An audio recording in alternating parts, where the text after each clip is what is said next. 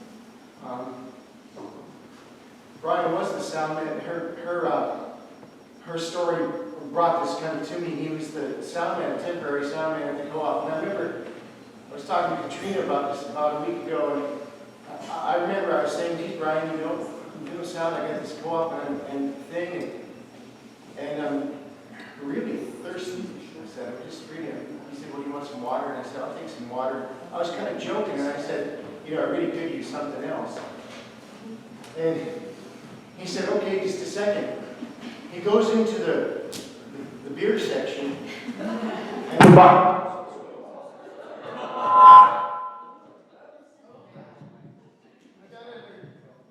you do something like that, man, they're start giving me money.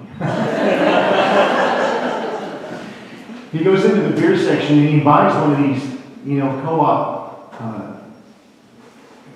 craft beers from, I don't know, Elephant's Breath, Wyoming or something. And it must have cost him probably $10. It was a heck of a, but what he does is he goes out in the parking lot. He grabs a paper, like the coffee thing with the lid and everything, and he goes out into the parking lot. He pours the beer into the cup. He comes back and he says, you got an iced espresso.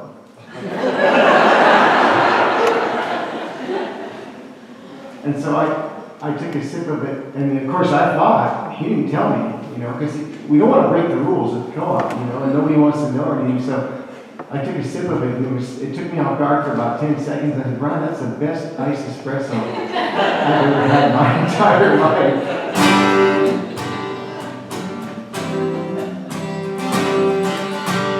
This is one of Brian's songs. And it's on that album that Brian and Katrina did together. I feel funny talking about you right there. No. And I'm so honored to sing one of Brian's songs with Katrina, just like Mark was. This is a song about caring. This living earth, hungry to sky, all that swim, all that fly, all the creatures that dwell on land. This living earth is in our hands.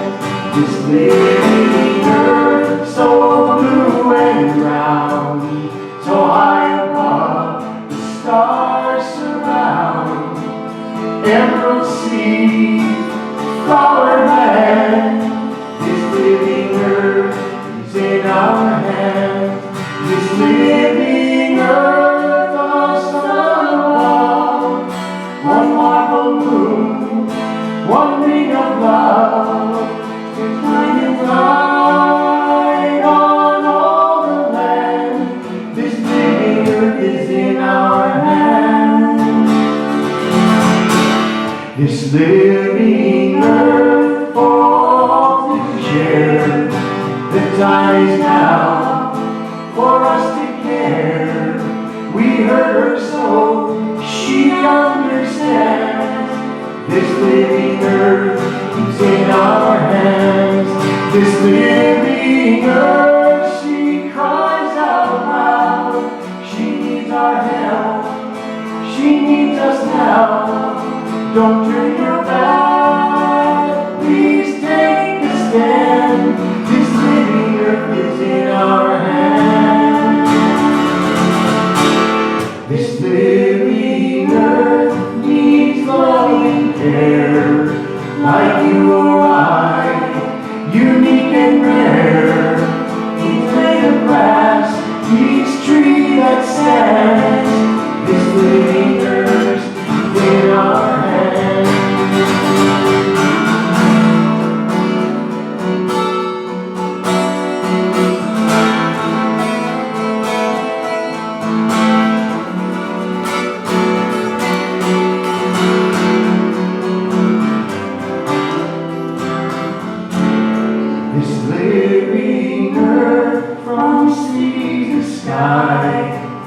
All that swim, all that fly, all the creatures that dwell on land. This living earth is in our hands. Emerald sea, flower land. This living earth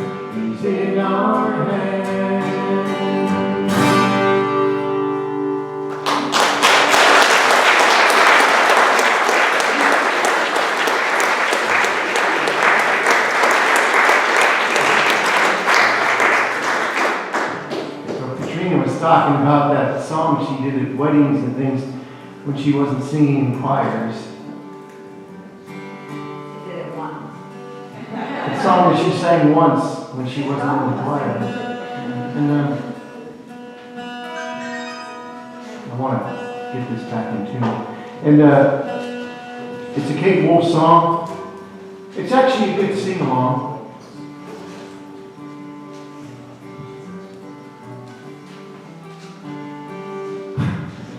I had to adjust the way, they had a funny system of doing harmony and melody. And it's not quite the way I learned it.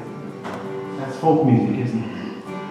Kind friends all gathered around. There's something I would say. What brings us together here has left us here today. Love has made a circle that holds us all inside. Where strangers are as family, and loneliness can't hide. You must give yourself to love, if love is what you're after. If love is what you're after, open up your heart. Open up your heart to the tears and laughter, and give yourself to love.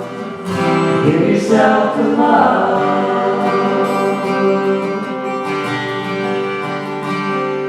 I've walked these mountains in the rain. I've learned to love the wind. I've walked before the sunrise, and I've watched the day begin. I never knew I'd find you, but I never knew just how. Like sunshine on a cloudy day, I stand before you now. You must give yourself to love, if love is what you're after. If love is what you're after, open up your hearts to tears. Open up your heart to the tears and laughter, and give yourself to love. Give yourself to love.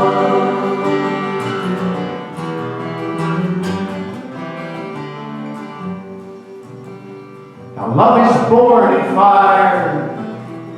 It's planted like the seed. Love can give you everything, but it gives you what you need. Love comes when you're ready. Love comes when you're afraid. It can be your greatest teacher, the best friend you have made. So give yourself to love, if love is what you're after. If love is what you're after, open up your heart to the tears and laughter, and give yourself to love. Give yourself to love. You must give yourself to love. If love is what you're after, open up your hearts. Open up your heart to the tears and laughter, and give yourself to love. Give yourself to love. Oh, give yourself to love.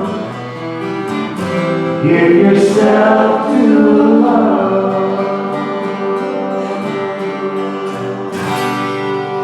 Thanks, Katrina. Thanks, everybody.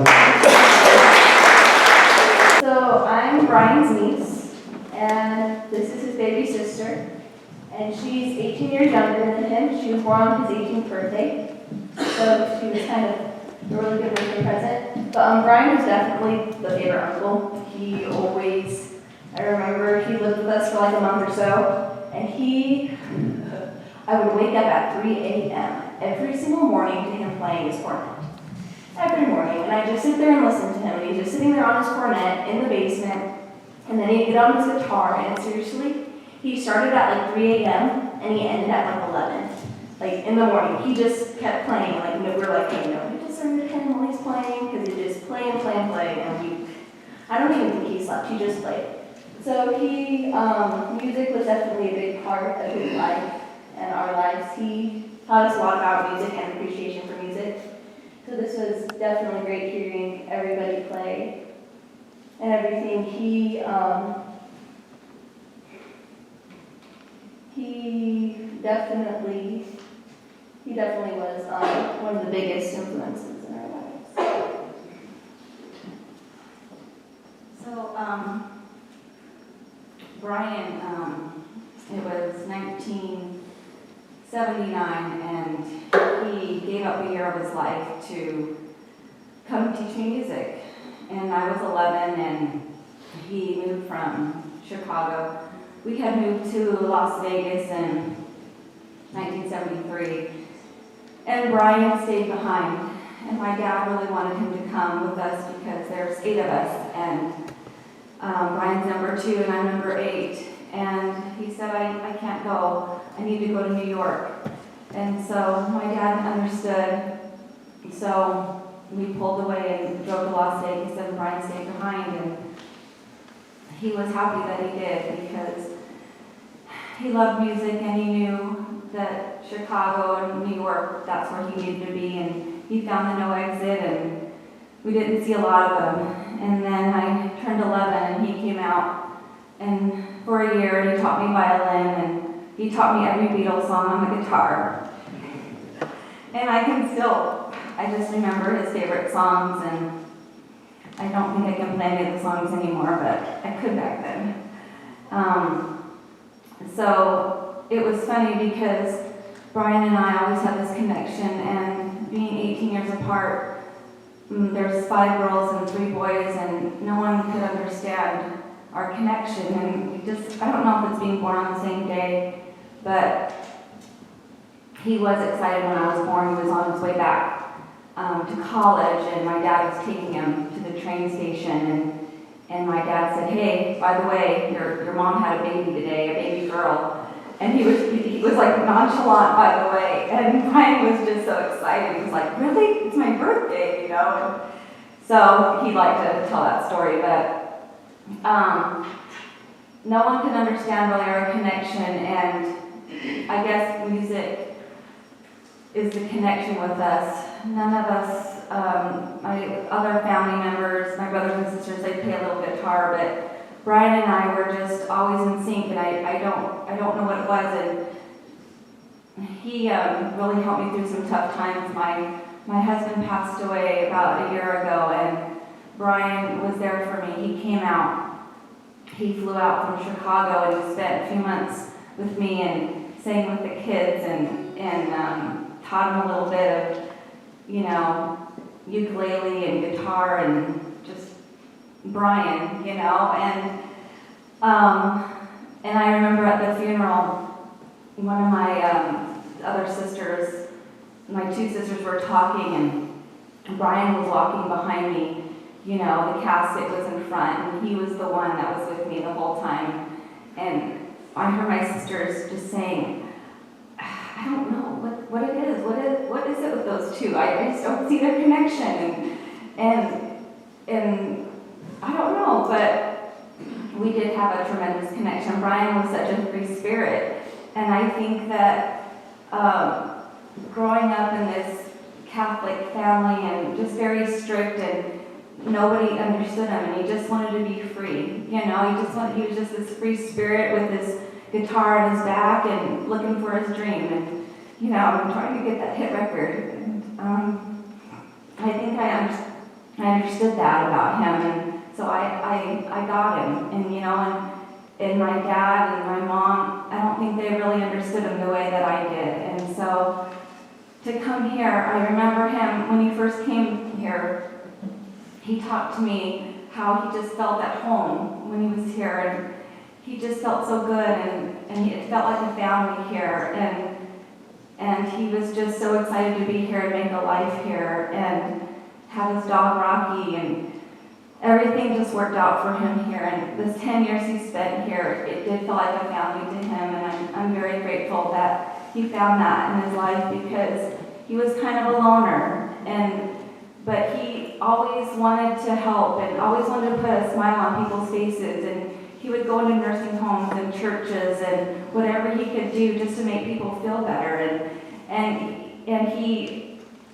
it's funny because I didn't have a lot of self-confidence with my music, and he brought that to my life. He was one of those that you could just get up there and just start singing. And I don't know how he did that, but he just had that gift where he just made you feel like there was no one else in the room, and then you could do it. You could sing or play or whatever your passion was. And he wrote me a lot of letters, and he always would say, don't ever give up on your dreams, and it's okay to have a dream, and don't let anyone tell you that you can't do anything, that you can do whatever you put your mind to. And he was a real true inspiration in my life, and I just wanted to thank all of you for putting this together and being such a great part of his life. And it's nice to meet his friends, because I see pictures.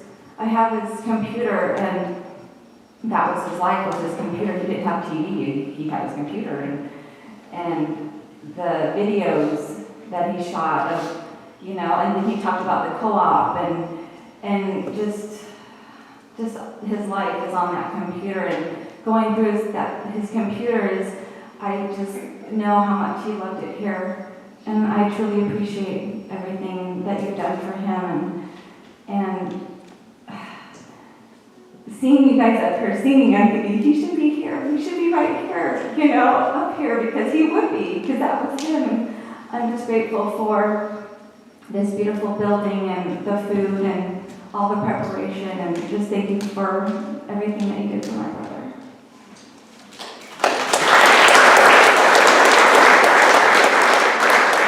I think this is something, and I think we should just do this, because I've been thinking about this. Brian's big idol was Steve Goodman. That's why he plays here. That's why everybody's here. We can just do this without Mike until Paul gets back and they can get set up. But we should do this song. It's on his Playing Favorites album, because it was one of his favorite songs.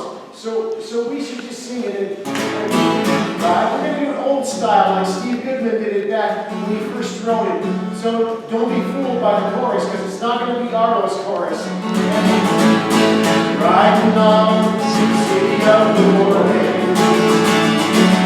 the Illinois Central Monday morning rain. There's 50 cars and 50 Mescal-Siders. There's 3 conductors and 25 sacks of mail.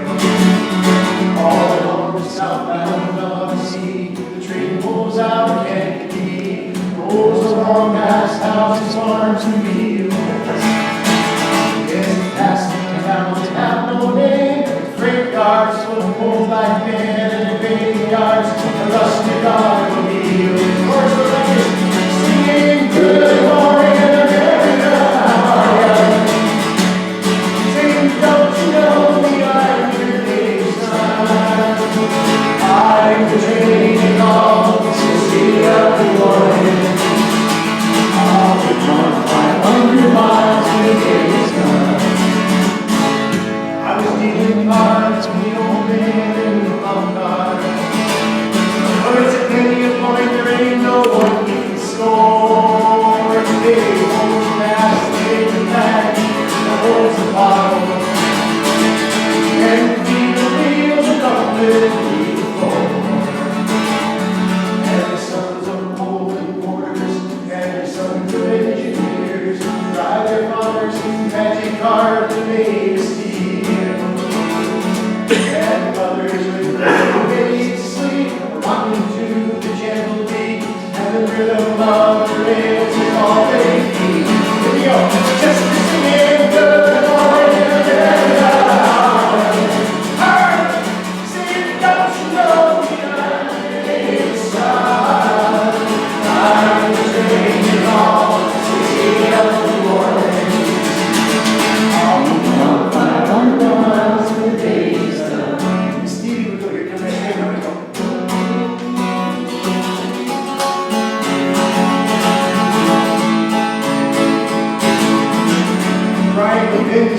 he'd go, tweet, tweet. And he'd turn himself.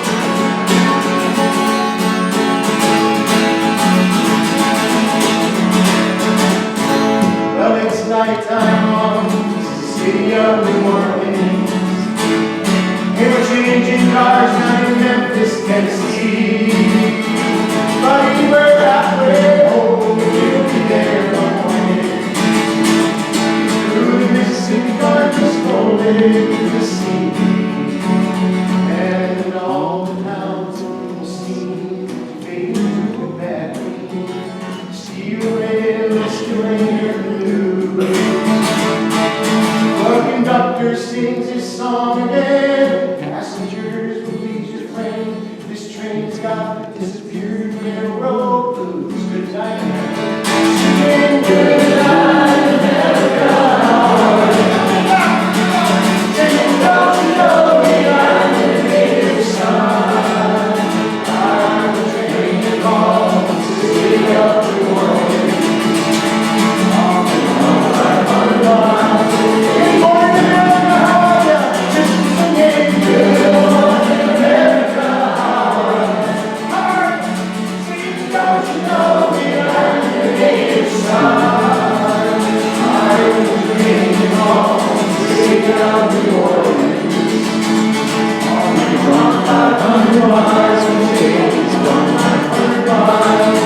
On the 1,000 miles, the race is strong.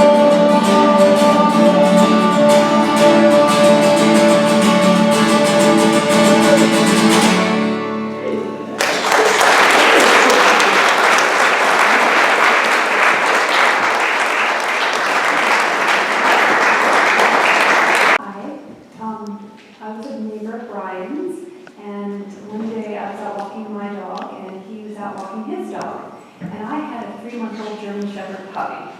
And if you knew Brian, he was crazy for these German Shepherd puppies. And so as we would meet in the neighborhood, he eventually invited my dog over for play dates with his dog. And then pretty soon she was having sleepovers. And after a couple of years, I had so many pets. I said, Brian, you should have this dog, because his dog had passed away. And she lived with him for about 6 months, and he decided he really needed to go to Chicago. So the cute thing is that he would send her care packages. He would send her soccer balls and snacks, he would send her letters, and he said he would look for a place where she could come and live with him. So he really loved Sasha, and he really missed him. Because I think it's so illustrative of Brian. We were talking, Brian would always call me, and he'd call me and just play movie clips. He wouldn't say who he was or anything. I just pick up the phone and it would be like, did he fire 6 shots or only 5? I'd pick up the phone and it would go, watch them. They go, how can Hopkins ever up to get his son busted up in his head? Elementary, my dear Watson. And you know, I'd go on for like 2 or 3 minutes, then it would just hang up. So one day I was talking to him and I said, Brian, what's this movie thing? He said, I just love movies. He said, you know what you got to do? And I said, what? He said, you got to see the director's cut of The Natural. The one with Robert Redford, you know, when he was the baseball hitter, and of course, you know, all that thing. And I said, why? He said, because it's so good. And he said, you know what? I just got on eBay. Brian was always buying on eBay. Brian had stock on eBay. And PayPal loved him. And he would buy tuxedos, he would buy outfits, he would buy guitars, and then of course he'd turn around and sell them later for more money than he bought them for. And he was always doing that kind of thing. He said, you know what, I just bought a bat. I just bought a baseball bat. And I said, so? I said, it's the bat they used in the set of The Natural. It's the bat that was Wonder Boy. It's the prop bat that they used in the movie The Natural. And it's Wonder Boy, right on it says Wonder Boy. And I just bought, and I said, okay. And he said, wouldn't that be a neat thing to give to a little kid that